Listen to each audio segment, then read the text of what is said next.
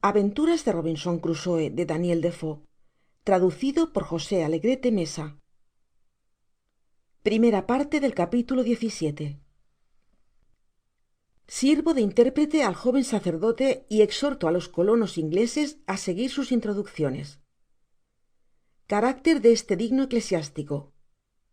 Will Atkins trata de dar a conocer a su mujer la verdadera religión. El sacerdote francés la bautiza y la casa con Atkins. Distribución de mi isla entre los colonos. Tengo fundadas esperanzas de convertir a los 37 indios. Casamiento de la joven criada recogida en el mar a bordo de nuestro buque, relación que ésta nos hace de los disgustos que tuvo que pasar. Salimos de mi isla y nos hacemos a la vela con dirección al Brasil. Vamos a volver a hablar ahora de las advertencias del joven sacerdote. Cuando llegamos a la morada de los ingleses, mandé que se reuniesen todos.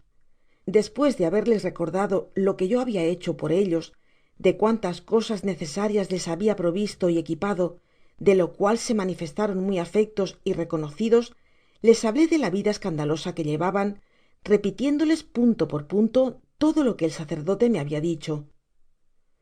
Luego les di a conocer cuán irreligiosa y poco cristiana era su vida, y les pregunté si anteriormente estaban casados o eran solteros.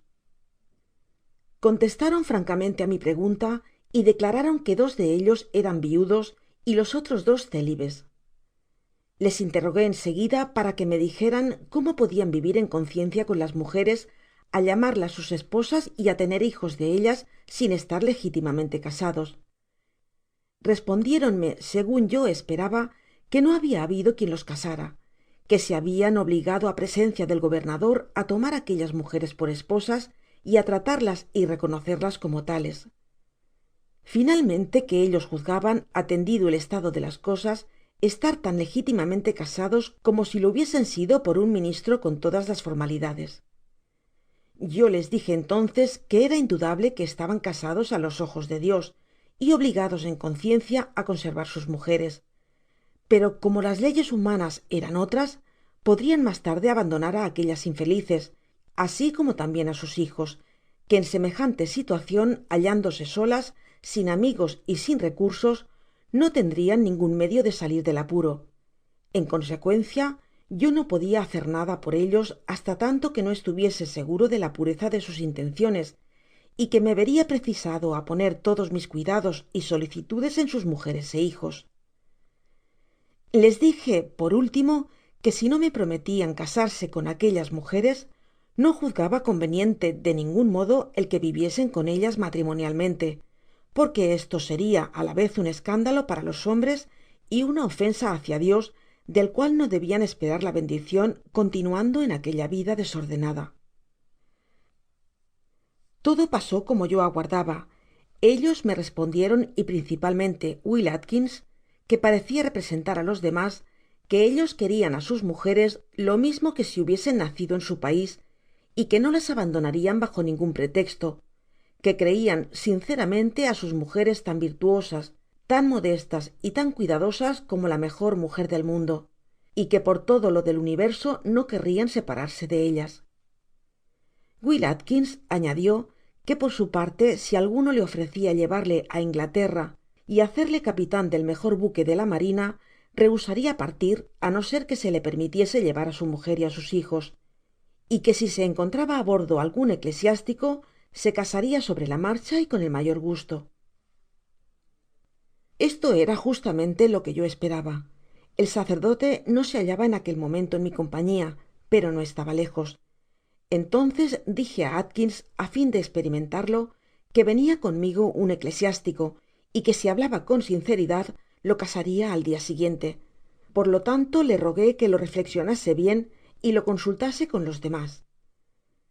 Contestóme que en cuanto a él no tenía necesidad de reflexionarlo, estando pronto a casarse y muy gozoso de que tuviese un ministro del culto en mi compañía, y creía, añadió, que todos los demás pensaban lo mismo que él.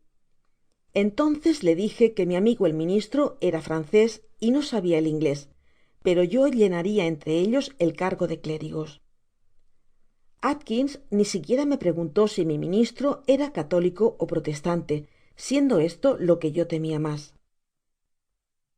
Despues de esto nos separamos, yo para juntarme á mi eclesiástico y él para conferenciar con sus amigos. Supliqué al sacerdote francés que no les hablase de nada hasta que todo estuviese preparado, y le di cuenta de lo que me habian contestado. Aun no habia salido del límite de sus tierras cuando vinieron á encontrarme para decirme que habian reflexionado acerca mi proposicion, que estaban sumamente contentos de saber que tenia un eclesiástico en mi compañia, que se disponian á darme la satisfaccion que deseaba y casarse tan pronto como fuese de mi agrado, porque estaban muy lejos de quererse separar de sus mujeres, habiendo tenido miras honradas con respecto á ellas desde el instante mismo que las eligieron. Los cité para el dia siguiente por la mañana. Durante este tiempo instruyeron á sus mujeres en lo concerniente á las leyes del matrimonio. Las dijeron que no solo estaba establecido para evitar el escándalo, sino tambien para impedir que sus maridos las abandonasen, sucediera lo que sucediese. Las mujeres comprendieron fácilmente el fin de dicha institucion, y de lo cual quedaron muy satisfechas y con razon. Al otro dia por la mañana se juntaron todos en mi habitacion y les presenté mi eclesiástico. Este joven sacerdote no vestia como un ministro anglicano, ni como solian los sacerdotes franceses. Llevaba una especie de hábito negro, talar ó sotana, ceñida con una faja ó banda negra, la cual le daba el aire de ministro. No podia hablar á nuestras gentes sin mi auxilio como intérprete, pero la gravedad de sus maneras y el escrúpulo que manifestó de casar á las mujeres que no estaban bautizadas y no profesaban la religion cristiana, les inspiró un respeto profundo hacia su persona, hasta el punto de no juzgar necesario inquirir si era ó no eclesiástico. Verdaderamente tuve miedo de que no llevase tan lejos sus escrúpulos que no quisiese casarlos en seguida. En efecto, así sucedió. Todo lo que yo pude decirle lo resistió modestamente, pero con firmeza. En fin, rehusó absolutamente el casarlos á no instruir ante todo á aquellos hombres y mujeres. En un principio manifesté alguna resistencia, pero concluí por ceder de buen grado, reconociendo la sinceridad de sus intenciones. Empezó por hacerles saber que yo le habia colocado en la situacion en que se veia y que eran sus deseos, que estaba enteramente dispuesto á prestar su ministerio y á casarlos segun yo deseaba, pero que antes se tomaria la libertad de conversar con ellos. A los ojos de los hombres indiferentes les dije, y segun el espíritu de las leyes sociales, vosotros habeis vivido hasta aquí en un estado prohibido por todas las legislaciones del mundo, y solo podria poner fin á él un matrimonio voluntario ó una separacion eterna. Pero existe una dificultad con respecto á las leyes del matrimonio de los cristianos, á la cual aun no habeis dado cumplimiento. Esto es que no puede casarse un cristiano con una salvaje idólatra, pagana ó mujer no bautizada, y no creo que tengais tiempo de persuadir á vuestras mujeres para que se hagan bautizar y abracen el cristianismo, del que sin duda alguna jamás habrán oido hablar y sin el cual no pueden recibir el bautismo. Sospecho, continuó, que vosotros mismos no sois mas que unos cristianos muy indiferentes, que poseéis poco el conocimiento de Dios y de sus miras. Por consiguiente, no puedo creer que hayáis dicho á vuestras mujeres grandes cosas sobre este punto. A menos pues que no queráis prometerme el hacer cerca de vuestras mujeres todos los esfuerzos para conseguir el que lleguen á ser cristianas e instruirlas todo lo que os sea posible en el conocimiento de la fe de Dios, su Criador, en la adoración de Jesucristo, su Redentor, no puedo casaros, porque no tengo poder para unir á cristianos con infieles, lo que no solo no puede estar de acuerdo con los principios de nuestra religión, sino que está prohibido terminantemente por la ley de Dios.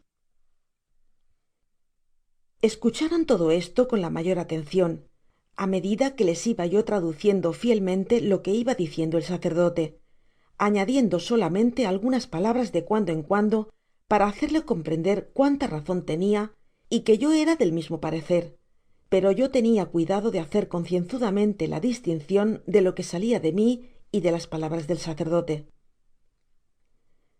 Me respondieron que lo que decia el eclesiástico era muy exacto, que efectivamente ellos eran cristianos muy indiferentes, no habiendo tratado jamás de hablar á sus mujeres una palabra de religion. Dios mio, caballero, dijo Will Atkins, ¿cómo podriamos enseñar la religion si nosotros mismos estamos ignorantes de ella? Si nosotros las hablásemos de Dios y de Jesucristo, del cielo y del infierno, las veriamos reírse de nosotros y preguntarnos si lo creíamos, y si les dijéramos que sí, por ejemplo, que los buenos van al cielo y los malos al infierno, nos preguntarían a dónde teníamos intencion de ir, pues creyendo todo esto, nosotros somos tan grandes bribones. En verdad, caballero, que las haríamos aborrecer la religion de las primeras palabras, mayormente no sabiendo explicarnos ni contestar a los argumentos que nos hiciesen, por carecer de ideas y datos de religion. Es necesario para enseñar la religion á los demás el tenerla uno mismo y estar completamente impuesto en ella. Will Atkins, le repliqué, temo que lo que acabais de decir es demasiado cierto. Sin embargo, no podeis enseñar á vuestra mujer que está sumida en un error, que hay un Dios y una religion mejor que la suya, que sus dioses son ídolos incapaces de entendernos y hablarnos, que hay un gran ser, criador de todas las cosas, que puede destruir todo lo que ha hecho, que premia á los buenos y castiga á los malos, y que al fin nos juzgará á todos según nuestras obras? ¿No estáis tan desprovisto de inteligencia que la sola naturaleza no os haya enseñado que todo esto es una verdad, y estoy seguro que lo comprendeis, que lo creeis? Es cierto, caballero, respondió Atkins. ¿Con qué cara me presentaré a decir a mi mujer todo eso? Al momento me contestará que no puede ser, que no es verdad. ¿Cómo? Exclamé. ¿Qué entendeis vos por todo eso? Oh, sí, caballero, me dirá que no es cierto el que Dios del cual le hablaré sea justo y pueda castigar y recompensar, pues no me ha castigado a mí, que he sido tan malo como ella misma y los demás lo han experimentado, que deja vivir a un hombre como yo, que yo he hecho siempre lo contrario de lo que yo le presentaré como el bien y de lo que yo debia haber hecho. Verdaderamente, Atkins, temo que aciertes en tus cálculos. Acto continuo trasladé las palabras de Atkins al eclesiástico, que estaba impaciente por saberlas. Oh, replicó, decidle que el arrepentimiento le puede volver el ministro mejor del mundo al lado de su mujer. Nadie puede predicar mejor la penitencia que los verdaderos penitentes. Si él experimenta un arrepentimiento sincero, puede instruir a su mujer mejor que nadie y decirla que no solo Dios es el justo remunerador del bien y del mal, sino que es tan infinitamente bueno, misericordioso, lento en castigar, pronto en premiar, deseando no la muerte del pecador, sino más bien su conservación y su vida, que con frecuencia él mismo concede a los malos una larga carrera y retarda su condena hasta el día de la retribución universal. Y esta es la prueba evidente de la existencia de Dios y de una vida futura, que los justos no reciben su recompensa y los malos su castigo en este mundo. Con eso aprovechará la ocasión de enseñar a su mujer la doctrina cristiana. Que se convierta también él mismo y llegará a ser, lo repito, un excelente predicador para su mujer. Yo trasladé todo esto a Atkins, que me escuchó con un aire tan grave, y como estaba conmovido, se afectó extraordinariamente. En su impaciencia apenas me dejó concluir. Yo sé todo esto, caballero, me dijo, y muchas cosas más, pero no tendré la imprudencia de hablar así a mi mujer cuando Dios y mi conciencia saben, y mi misma mujer sería contra mí un testigo irrecusable, que he vivido hasta aquí como si nunca hubiese oído hablar de Dios y de la vida futura. En cuanto a mi arrepentimiento, ¡ay! A estas palabras arrojó un profundo suspiro y vi llenarse sus ojos de lágrimas. Todo ha concluido para mí. ¿Qué queréis decir? Sé, por desgracia, que es ya muy tarde y que es la pura verdad. Repetí palabra por palabra al eclesiástico lo que acababa de decir Atkins. El digno y caritativo sacerdote, pues es justo que lo llame así, porque cualquiera que fuese su creencia, estaba ciertamente lleno de caridad y celo por la salvación de las almas del prójimo, y hubiera sido muy triste que hubiese temido menos por la salud suya. Este hombre caritativo, repito, no pudo detener sus lágrimas, pero recobrándose bien pronto, replicó: preguntadle únicamente si se contenta con que haya sido tarde, o está afligido porque hubiera deseado que no fuese así. Acto continuo hice la pregunta a Atkins, que me contestó con mucho calor: ¿cómo podría un hombre estar contento en mi situacion, que no puede acabar mas que con las penas eternas? Bien lejos de estar satisfecho, creo que la pesadumbre me conducirá a mi pérdida. ¿Cómo es esto?, le pregunté. Contestóme que algún día podia suceder que se suicidase para poner fin a sus propios errores. Al oir estas palabras, el eclesiástico meneó la cabeza con la expresion de una profunda lástima, pero volviéndose con prontitud hacia mí, dijo: si es así, podeis asegurar que no es demasiado tarde. Jesucristo le dará la contricion. Mas os ruego, añadió, que le expliqueis que no salvándose nadie mas que por la intercesion de Cristo y por los méritos de su santa pasion, que atrae sobre nosotros la misericordia divina, ningún hombre puede decir que sea demasiado tarde para obtener esta misericordia. ¿Piensa acaso que el pecado puede sobrepujar a la potestad misericordiosa de Dios? Decidle que a la verdad la gracia divina, cansada de vanos esfuerzos, cesa algunas veces, y que Dios puede entonces rehusar el oirlo, pero que jamás es demasiado tarde para implorar su perdon, y que nosotros, ministros de Jesucristo, tenemos la mision de predicar el perdon en todo tiempo a nombre suyo a todos los que sinceramente se arrepientan.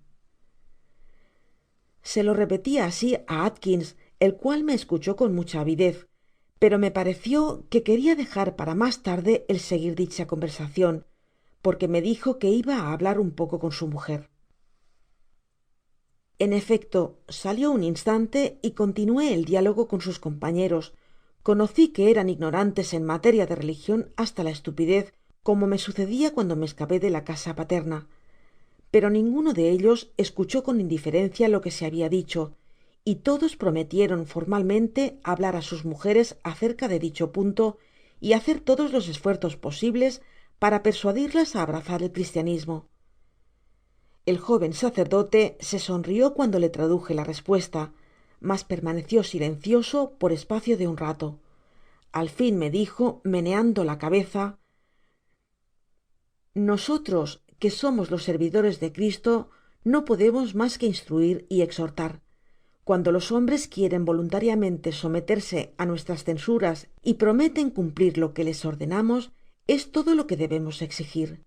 Nos vemos obligados á aceptar sus buenas palabras. Sin embargo, creedme, caballero, continuó, a pesar de lo que habeis sabido de la vida pasada de ese hombre á quien llamais Will Atkins, es solo que me parece sinceramente controvertido.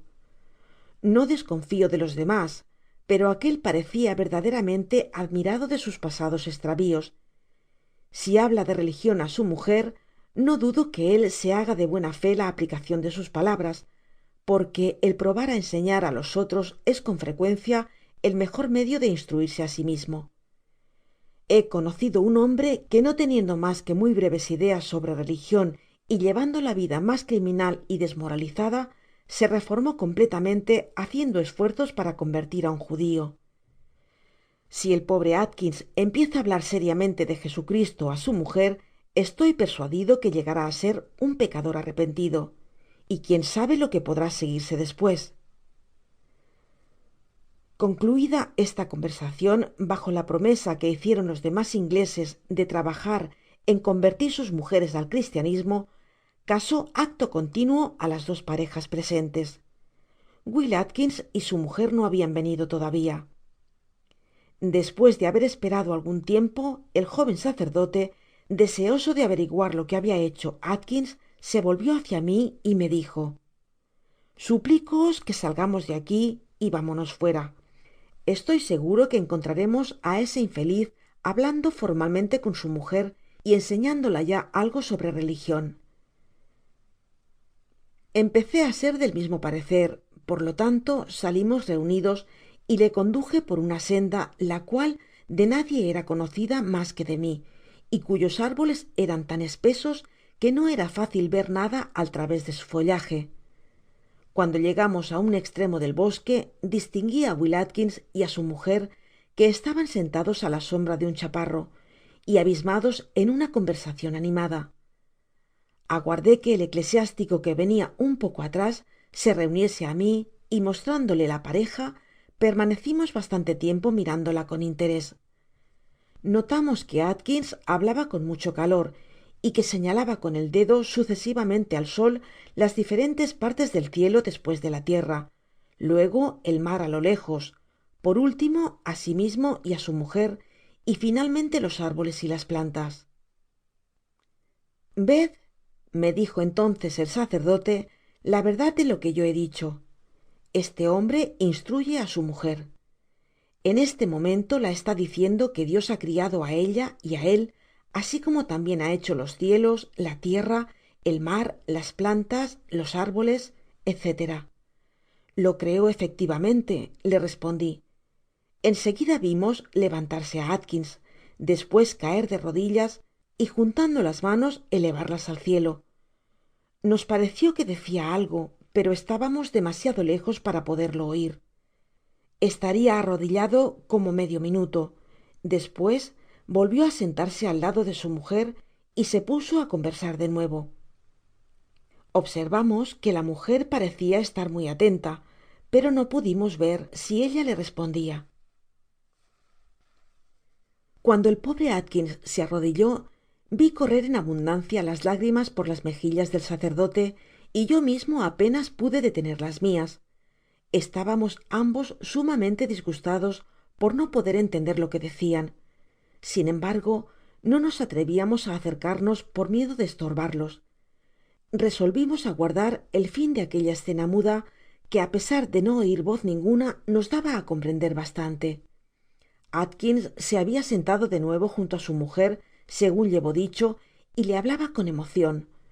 2 ó 3 veces vimos que la abrazaba tiernamente. Otra sacó el pañuelo para enjugar las lágrimas de su compañera, la abrazó además con transporte, y despues de algunas demostraciones semejantes se levantó de repente, tendió la mano á su mujer para ayudarla á hacer otro tanto, y conduciéndola á algunos pasos de allí, se arrodillaron ambos á la vez y permanecieron de aquel modo cerca de 2 minutos. Mi amigo no pudo contenerse por mas tiempo, así es que exclamó en alta voz: San Pablo, San Pablo, ¿no lo veis? Ya suplican. Temí que Atkins lo oyese y le pedí que se moderase por espacio de algunos instantes no mas, á fin de que pudiésemos oir el fin de aquella escena, la mas edificante, confieso, que habia visto en mi vida. Trató efectivamente de dominarse algun tiempo, pero estaba tan enajenado de pensar que aquella pobre idólatra habia llegado á ser cristiana, que apenas podia conseguirlo. Tan pronto lloraba, tan pronto levantaba las manos al cielo, ya se persignaba, ya daba gracias á Dios por tan milagroso testimonio del éxito de nuestros esfuerzos. Algunas veces hablaba tan bajo que casi no podia entenderle, ya en francés, ya en latin. 2 ó 3 veces las lágrimas le interrumpieron hasta el punto de cortarle la palabra. Le rogué de nuevo que se calmara á fin de que pudiésemos observar con mas atencion lo que pasaba, y por último lo logré. La escena no habia concluido, porque cuando estuvieron levantados vimos que Atkins dirigia la palabra á su mujer aun con mas ardor, y conjeturamos por sus gestos que ella estaba profundamente conmovida por sus discursos. Alzaba frecuentemente las manos al cielo, ponia una sobre su corazon y tomaba en fin todas las actitudes que denotan la mas seria atencion. Esto duró medio cuarto de hora, despues del cual se alejaron paseándose y los perdimos de vista. Le dije que desde luego estaba admirado de todo lo que acabábamos de ver, pues aunque yo era un poco incrédulo en semejantes casos, empezaba sin embargo á creer que el marido y la mujer eran ambos sinceros, á pesar de su ignorancia, y que este principio me hacia esperar una feliz conclusion. Y quién sabe, continué, si estos dos podrán con el tiempo, por sus consejos y por su ejemplo, obrar sobre el ánimo de algunos otros. De algunos otros, esclamó volviéndose hacia mi repentinamente. Decid sobre todos los demas.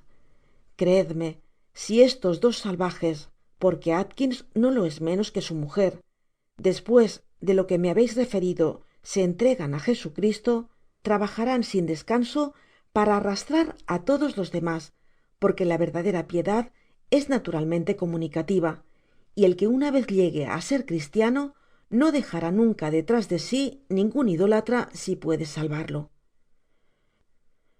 Confesé que aquello era un principio eminentemente cristiano y que manifestaba un verdadero celo y un corazon generoso.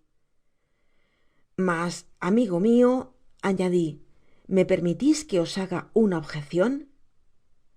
Nada tengo que decir en contra del grande y ardiente interés que manifestais en convertir á esas pobres gentes del paganismo á la religion cristiana. Sin embargo, ¿qué consuelo podeis tener, pues ellos no siguen vuestras ideas ni han entrado en el gremio de la Iglesia católica, fuera de la cual, segun vos, no habrá salvacion posible? Debeis mirarlos como herejes y tan de seguro condenados. Él me respondió con mucho candor: Caballero, yo soy católico romano, sacerdote benedictino y profeso todos los principios de la Iglesia romana, pero no obstante, si vos quereis creerme y pensar que esto no es por complaceros ni por respetar las circunstancias en que yo me encuentro y por vuestros buenos procederes que yo no hablo de este modo, os confesaré francamente que yo puedo consideraros á vos que os llamais reformado sin alguna simpatía, y no me atreveré á decir, bien que sea esta en general nuestra opinion, que no podeis salvaros. No puedo resolverme á limitar la misericordia de Cristo al punto de suponer que no pueda guiaros al seno de su Iglesia por miras impenetrables á nuestra vista, y yo espero que tendréis la misma caridad con respecto á nosotros. Todos los días ruego para que entréis todos en la Iglesia de Cristo, por los medios que sean del agrado de su infinita sabiduría el prepararos. Os pido que observéis que en mi calidad de católico hago una gran diferencia entre un protestante y un pagano, entre uno que invoca á Jesucristo, aunque sea de un modo que yo no juzgo conforme á la verdadera fe, y un salvaje, un bárbaro que no reconoce Dios, ni Cristo, ni Redentor. Si vosotros no perteneceis al gremio de la Iglesia católica, estáis, nosotros así lo esperamos, mucho más cerca de entrar que aquellos que no reconocen a Dios ni a su Iglesia. Por lo tanto, yo me regocijo de ver a este hombre que, según me habéis dicho, ha sido tan relajado y casi un asesino, arrodillarse para rogar a Jesucristo, como juzgamos o suponemos que ha hecho, aunque no esté plenamente iluminado. Yo estoy íntimamente convencido que Dios, del cual proceden todas las obras de este género, dispondrá su corazón y lo llevará cuando sea tiempo oportuno a un conocimiento más completo de la verdad, y si él inspira a ese pobre hombre el instruir y convertir a la ignorancia salvaje con la cual se ha unido, no puedo creer que lo rechace de sí. No tengo pues motivo de alegrarme cuando veo que uno llega a reconocer a Cristo, aunque no haya podido ser conducido al seno de la Iglesia católica en el momento preciso que yo pudiera desearlo. Dejo en la bondad de Cristo el cuidado de perfeccionar su obra a su debido tiempo y por los medios que le convengan. Es indudable que seria muy feliz si viese todos los salvajes de la América rogar a Dios como esa pobre mujer, aunque debiesen primeramente ser protestantes más bien que saber que son paganos e idólatras, porque tendria la firme conviccion que aquel que habia empezado a infundirles las primeras luces concluiria mas tarde por iluminarles con un rayo de su divina gracia, y atraerles al seno de su iglesia cuando le pareciese conveniente. Me quedé tan admirado de la sinceridad y tolerancia de aquel piadoso papista como aniquilado por la fuerza de sus razonamientos, y me vino á la imaginacion que si semejante moderacion era universal, podriamos ser todos cristianos católicos, cualquiera que fuese nuestra iglesia y nuestra comunion, y que el espíritu de caridad nos arrastraria bien pronto á todos á los mismos principios. Como él pensaba que semejante caridad nos volveria católicos á todos, le dije que si era universal entre los miembros de su iglesia, bien pronto serian todos protestantes. Mas no pasamos mas allá en dicho asunto, porque jamás entramos en controversia. Sin embargo, tomándolo yo por otro estilo y estrechándole la mano, le dije: amigo mio, desearia que todo el clero de la iglesia romana estuviese dotado de semejante moderacion y de una caridad igual á la vuestra. Opino enteramente lo mismo que vos, pero debo deciros que si predicaseis semejante doctrina en España ó Italia, no escapariais de las garras de la Inquisicion. Puede ser, respondió. No sé lo que haria en España ó en Italia, pero no creo que tal severidad los haga mejores cristianos, y sobre todo estoy convencido que un exceso de caridad no es una herejía. No teniendo ya nada que hacer en aquel paraje por haberse marchado Will Atkins y su mujer, nos volvimos por el mismo camino, y cuando llegamos nos estaban ya aguardando.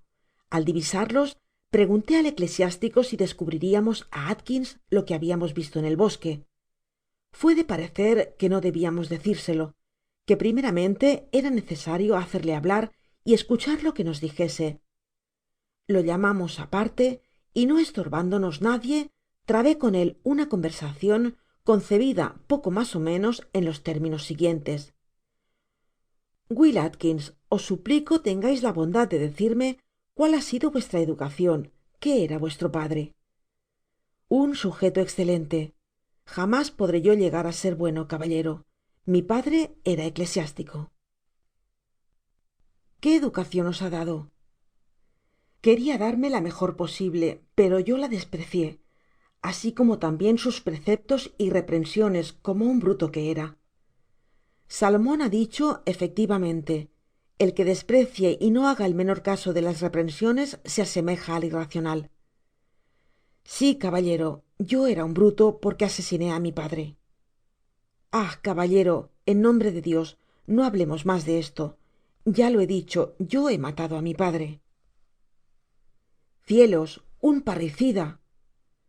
El joven sacerdote palideció y retrocedió de horror, pues yo le traduje palabra por palabra lo que Atkins acababa de decir. Le pareció que Will había realmente matado a su padre. No, no, caballero, le dije, no es así como se debe entender. Explicaos, Will Atkins. Seguramente no habréis matado a vuestro padre con vuestras propias manos. No, caballero, no le he cortado la cabeza, pero he abreviado sus días y emponzoñado todos sus goces. He quebrantado su corazón, pagando con la más horrible ingratitud la conducta más tierna y más afectuosa que pudo tener jamás un padre hacia su hijo. Basta, amigo mío, no os he querido preguntar por vuestro padre para arrancaros esta confesión. Yo ruego a Dios que os conceda el perdón de esta falta, y que os perdone también todos vuestros demás pecados. Tan solo os he hecho esta pregunta porque quiero, aunque no tengáis una grande instrucción, que no estéis ignorantes como tantos otros acerca del conocimiento del bien, y que sepáis con respecto a la religión mucho más que sabíais. No habéis sido vos, caballero, el que me ha arrancado la confesión que he hecho al hablar de mi padre. Ha sido mi conciencia. En el momento en que nosotros llegamos a arrojar una ojeada sobre nuestra vida pasada, las faltas cometidas contra padres indulgentes son seguramente las que nos conmueven más, las que nos dejan heridas más profundas y que pesan terriblemente sobre nuestra alma. Atkins, vuestras palabras son demasiado fuertes y al mismo tiempo demasiado patéticas para mí. Me es imposible soportarlas. ¿Por qué, caballero? Me atrevo a decir que estas penas os son desconocidas. No, Atkins, cada punto de la playa, cada colina, cada árbol de esta isla puede atestiguar la angustia de mi alma al recuerdo de mi ingratitud y de mi culpable conducta hacia un bueno y tierno padre, un padre parecido al vuestro. Yo he matado á mis padres como vos, Will Atkins, pero creo que mi arrepentimiento ha sido sobrepujado mucho por el vuestro. Hubiera dicho mas si hubiese podido contener mi emocion, pero el arrepentimiento de aquel pobre hombre me pareció de tal modo superar al mio que estuve á punto de abandonar la conversacion y de retirarme. Estaba sorprendido de lo que habia oido y pensaba que, venido para predicar é instruir á Will Atkins, habia encontrado en él, por una casualidad tan singular como inesperada, un predicador y un maestro para mí mismo. Trasladé lo dicho al joven eclesiástico, el cual se conmovió profundamente y me dijo: ¿No os habia anunciado, caballero, que cuando ese hombre estuviese convertido nos predicaria á todos? Lo repito, caballero, si él llega á ser un verdadero penitente, yo no seré necesario aquí. Él hará cristianos á todos los habitantes de la isla. Despues que me hube calmado un poco, renové la conversacion con Will Atkins. Pero, Will, le dije, ¿de dónde procede que el sentimiento de vuestras faltas os toca precisamente en este momento? Vos me habeis puesto en situacion, caballero, de que mi corazon haya sido iluminado. He ido á hablar de mi mujer segun vos me habiais mandado. La he ido á hablar, repito, de Dios y de la religion, á fin de hacer de ella una cristiana, y me ha hecho á su vez un sermon que jamás en la vida olvidaré. No es vuestra mujer la que os ha predicado, sino vuestra conciencia, que os aplicaba los argumentos por los cuales deseabais convencer á vuestra compañera. Es verdad, caballero, y su fuerza era irresistible. Os suplico, Atkins, que me conteis lo que ha pasado entre vos y vuestra mujer, aunque tengo ya alguna noticia. Me seria imposible, caballero, el contároslo segun ha sucedido. Estoy aun íntimamente penetrado de todo, y sin embargo no encuentro términos para espresarlo. Mas lo que ella ha dicho, si no puedo dar una cuenta exacta de ello, al menos puedo asegurar que estoy resuelto a corregirme y cambiar de vida. Referidme algo de vuestra conversacion. ¿Cómo habeis empezado, Will? Era realmente una situacion bien extraordinaria. Si vuestra mujer ha producido tal efecto sobre vos, ciertamente tiene que haberos hecho un excelente sermon. Empecé por explicar la naturaleza de nuestras leyes sobre el matrimonio y las razones por las cuales el hombre y la mujer estaban obligados a formar un contrato con tantas obligaciones que ni el uno ni el otro podian romperlas, que de lo contrario no podrian mantenerse el orden ni la justicia, que los hombres abandonarian á sus mujeres y á sus hijos, que vivirian confundidos los unos con los otros, y que de esta manera las familias no podrian establecerse ni las herencias transmitirse por una descendencia legítima. Will, hablais como un legista, mas habeis podido hacerla comprender lo que se entendia por herencia y familia. Entre los salvajes no se sabe lo que significan estas palabras, pues se casan á la casualidad, sin respeto al parentesco entre hermano y hermana, y aun he oido decir entre padre e hija, entre hijo y madre. Me parece, caballero, que estais mal informado, pues mi mujer me ha asegurado lo contrario, diciéndome que tenian horror a tales alianzas. Quizás en los grados de parentesco mas remoto no sean tan escrupulosos como nosotros, pero me ha afirmado que no habia conocido nunca relaciones entre parientes tan próximos como de los que yo le habia hablado. ¿Y qué ha contestado a lo que vos la habeis dicho respecto al matrimonio? Me ha respondido que le parecia muy justo y que era mucho mejor que en su país. ¿Y le habeis explicado lo que era el matrimonio? Sí, y aquí empezó nuestro diálogo. Le pregunté si queria casarse conmigo a nuestro modo. Quiso saber cuál era éste. Le contesté que el matrimonio habia sido establecido por Dios, y desde este momento tuvimos la conversacion mas singular que jamás, creo, han tenido marido y mujer. Fin de la primera parte del capítulo 17.